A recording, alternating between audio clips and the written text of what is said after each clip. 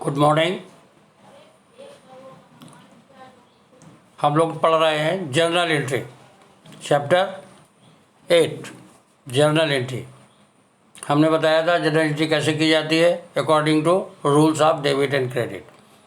कुछ some specific transaction होते हैं बिजनेस में, उनकी जर्नल एंट्री हम लोग कैसे करते हैं इसके विषय में आज डिस्कस करेंगे। पहला है बैड डेप्ट। बैड डेप्ट क्या होता है? What is the bad debt? If an amount, say on account of credit sales, it is not recovered, तो क्रेडिट सेल किसको करोगे? जिसको करते हो उसको क्या बोला जाता है? डेटर्स बोला जाता है। और it is partially recoverable, then तो इरिकवरेबल अमाउंट, जो अमाउंट रिसीव नहीं हो पाता है वो क्या कहलाता है?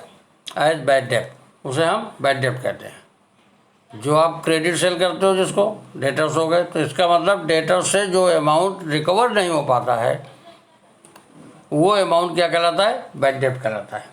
ठीक है। It means it is a loss of the business and therefore debited to bad डेप्ट अकाउंट। तो बैड डेप्ट अकाउंट को डेबिट करते हैं और credit to the personal account of debtors, जिससे वो पैसा नहीं मिला है। ठीक है। तो एंट्री क्या बनाई जाएगी? जब अमाउंट नहीं रिकवर होता है तो अमाउंट एंट्री बनाते हैं बैड डेप्ट अकाउंट डेबिट टू डेटर्स। अब रूल्स को भी देख लीजिए। बैड डेप्ट क्या होता है? लॉस होता है। और डेटर्स क्या है? एसेट्स हैं। तो एसेट रिड्यूस हो रही है और लॉस बढ़ रहा है। तो लॉस बढ़ता है तो क्या करते हैं? डेबिट। और एसेट रिड्यूस होती है तो क्या करते हैं? क्रेडिट। तो वही रूल भी लागू हो जाता है। परंतु आप स्पेसिफिक ट्रांजेक्शन है तो उसको आप लोग याद रखिएगा। When full amount is irrecoverable, पूरा अमाउंट अगर इरिकवरेबल है तो एंट्री बनाएंगे बैड डेप्ट account debit to debtors personal, जिसका से राकेश से इरिकवरेबल है तो बैड डेप्ट account debit to Rakesh account. Okay. Next, अगर मान लिया when a part of the डेप्ट इज रिकवर्ड, कुछ अमाउंट मिल जाए और कुछ न मिले, ऐसी कंडीशन कब होती है? जब when A debtors become bankrupt, जब डेटर्स दिवालिया हो जाता है। दिवालिया मतलब he is unable to pay his full डेप्ट, अपना पूरा अमाउंट को देने में अनेबल है। तो जो अनरियलाइज अमाउंट होता है वो क्या हो जाता है? लॉस ऑफ द बिजनेस है। तो उसे हम बैड डेप्ट कहते हैं। और जो मिल जाएगा तो एंट्री तब किस तरीके बनाएंगे? कैश मिल गया तो कैश अकाउंट डेबिट, अगर चेक मिल रही तो बैंक, तो कैश और bank account debit with the amount of receive, cash receive या चेक रिसीव। और जो नहीं मिला उससे बैड डेप्ट को डेबिट करेंगे। तो बैड डेप्ट account debit to debtors personal account. Debtors personal account में जितना अमाउंट डेटर्स का ड्यू था जो बैड डेप्ट हुआ। ठीक है। तो एंट्री इस तरीके है। भाई हम एग्जाम्पल देके आपको आगे समझा देंगे। समझ में आ गया? दूसरा होगा ट्रांजेक्शन होते हैं बैड डेप्ट रिकवर्ड। बैड डेप्ट रिकवर्ड क्या चीज़ है? अगर जो डेटर्स हैं whose amount was earlier written off as bad डेप्ट, ठीक, और they pay the amount partially और फुल्ली, तो जो अमाउंट मिलेगा रिसीव करेंगे that is the gain of the business. वो बिजनेस का गेन है क्योंकि उसको तो रिटर्न ऑफ कर दिया था अर्लियर ईयर में एज ए लॉस। तो जो अमाउंट मिलता है उसको रिकवर्ड अमाउंट बैड डेप्ट को एक नया अकाउंट क्रेडिट खोलते हैं, उसको लिखते हैं बैड डेप्ट रिकवर्ड अकाउंट, उसको क्रेडिट करते हैं। पर्सनल अकाउंट जिससे पैसा मिला उसे क्रेडिट नहीं करेंगे, किसे क्रेडिट करेंगे? बैड डेप्ट रिकवर्ड अकाउंट। तो एंट्री क्या बनेगी?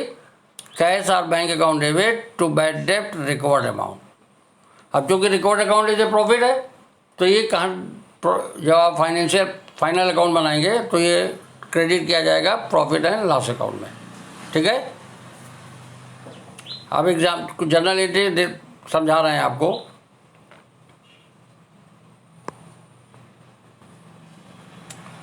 लिखा journalise the following transaction. Journalise मतलब जनरल में एंट्री करने को, प्रोसेस को कहते हैं जनरलाइजिंग। ठीक है।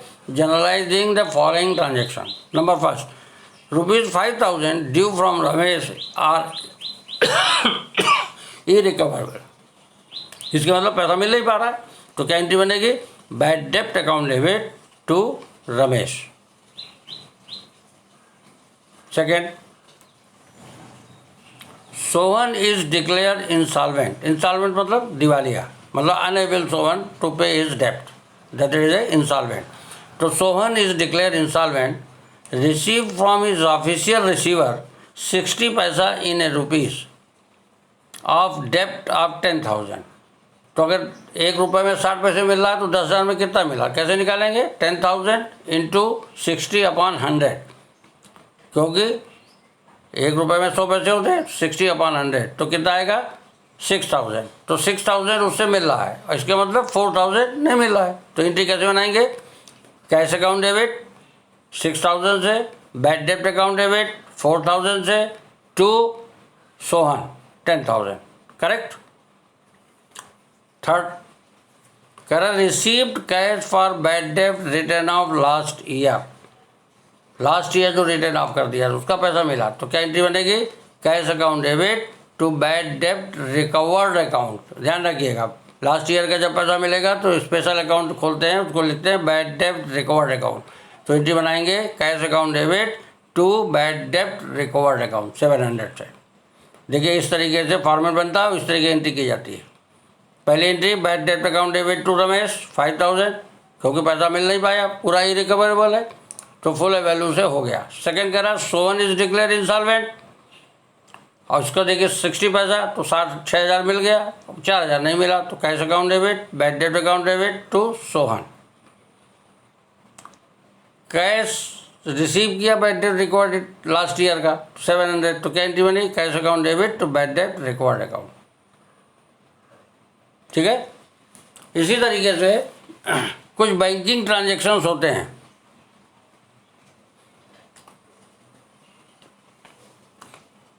Businessmen normally make the receive or payment through bank account, payment by check, received by check, withdrawal from cash from bank या deposit into bank, bank charges, interest charges on bank overdraft etc. are example of the banking transactions. ठीक है। If the books of account shows debit balance it in the bank account, जब आपके ledger account में जो bank account बनाएंगे उसमें अगर debit balance हो रहा है, it means that amount much in line in deposit bank, मतलब इतना पैसा कंपनी का बैंक में जमा है। ठीक है। अगर if bank account shows credit balance in the bank account, books में आपके क्रेडिट बैलेंस हो रहा है बैंक अकाउंट में, इट मीन्स होता है कि इतना अमाउंट आपने बैंक से ओवर ड्रॉन कर लिया है, इसको पेबल है बैंक को, लायबिलिटी है ये। ठीक है। तो credit balance that is a overdrawn. ठीक। At the time of recording of banking transaction it should be kept in mind that bank account is a personal account and rules of debit and credit of personal account, that is debit the receiver and credit the giver apply होता है। Whenever a deposit is made in the bank, bank account is debit, and whenever withdrawal is made, तो bank account is credit. Okay? For example, cash deposit into bank, तो increasing the bank balance, दस bank account is debit. और cash withdrawal from bank मतलब reducing the bank balance, तो bank account is credit.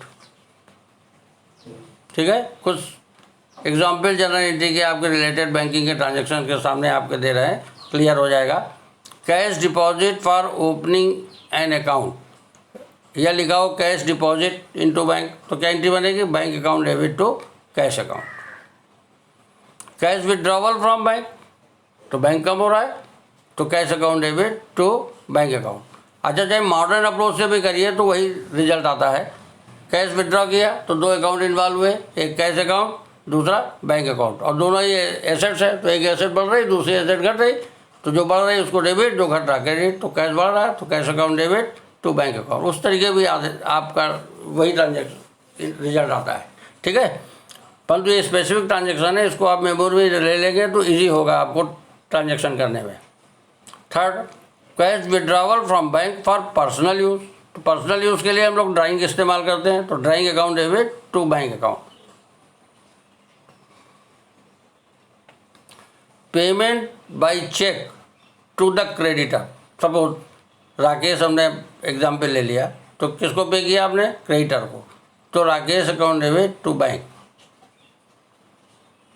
Payment by draft to creditor, मतलब suppose इसमें example लिया गया विकास को, तो ड्राफ्ट से अगर विकास को पेमेंट किया है तो जितना पेमेंट किया है विकास को ड्राफ्ट दिया है वो तो विकास डेबिट हो गए, और जो आपने बैंक चार्जेस दिया है तो bank charges debit to bank.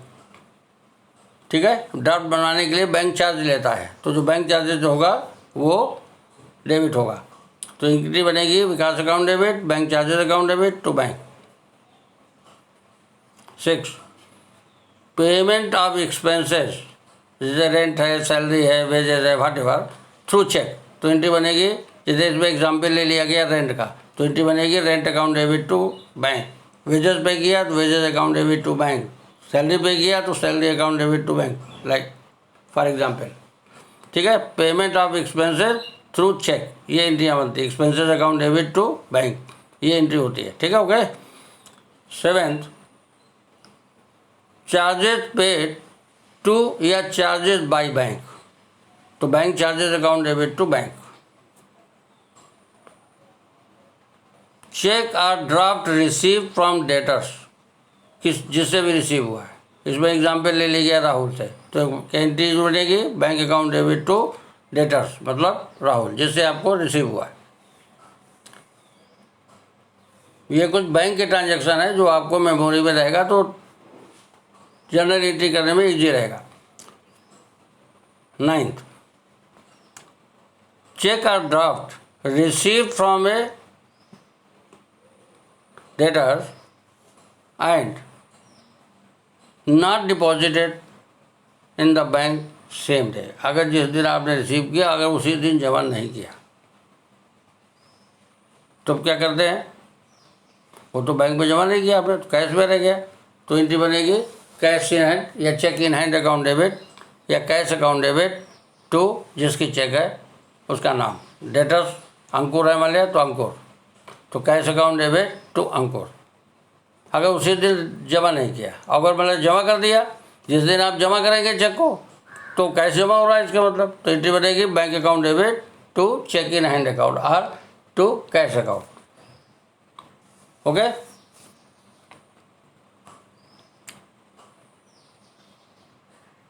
Deposit cheque dishonour, जो आपने पहले डिपॉजिट किया, सपोज राम से चेक मिला या अंकुर से चेक मिला, आपने पहले डिपॉजिट किया तो एंट्री बनाई थी बैंक अकाउंट डेबिट टू अंकुर, अब वो डिसऑनर हो गया तो रिवर्ट कर देंगे, तो क्या एंट्री बन जाएगी debtors account debit to bank, मतलब अंकुर से मिला था तो Ankur account debit to bank. When cheque dishonour, आपने बैंक में जो किया जमा किया था वो डिसऑनर हो गया, तो ये एंट्री बनाई जाती है। इंटरेस्ट चार्ज बाय बैंक, तो interest account debit to bank, और इंटरेस्ट अलाउड बाय बैंक, तो bank account debit to interest received. Bank made payment of firm on behalf, जैसे इंश्योरेंस इंस्ट्रक्शन बैंक को दे दिया जाता है कि हमारा इंश्योरेंस प्रीमियम ड्यू पे कर दीजिएगा, तो एग्जाम्पल ले लिया, तो insurance premium account debit to bank, जिसके लिए आपने इंस्ट्रक्शन दिया है तो उस अकाउंट को डेबिट करेंगे और to bank.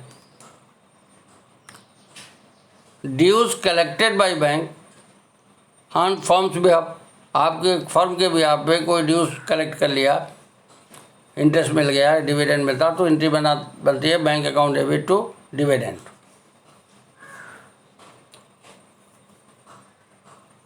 Repayment of bank loan in cash, तो bank loan account debit to cash, और repayment of bank loan by issue of cheque, तो bank loan account debit to bank. Transfer of fund one account to another account, suppose SBI to PNB, तो bank account debit to bank account, but name दिया जाएगा bank PNB bank account debit to SBI bank, एक bank से दूसरे bank transfer करते हैं तो ये एंट्री बनती है। ये जनरल एंट्री के ट्रांजैक्शन दिए हुए हैं। कह रहा journalise the following transactions, April 1 को कह रहा है paid in to bank for opening a current account, तो क्या एंट्री बन जाएगी paid in to bank for opening a current account, bank बढ़ गया तो bank account debit to cash, 20,000, ठीक है। कह रहा विड्रावल फॉर पर्सनल एक्सपेंसेस, तो drawing account debit to cash. Withdrawal from bank, तो cash account debit to bank.